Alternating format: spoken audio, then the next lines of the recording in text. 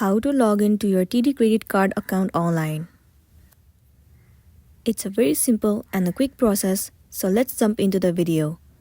First thing first, what you want to do is head over to any of the web browser, or you can head over to Safari if you are on your iOS device. Let me move into Safari for now. Once you are in here, in the source bar, search for TD credit card login. Different sites will be available to you, but head over to the very first site. It will land you on the official page of TD Bank.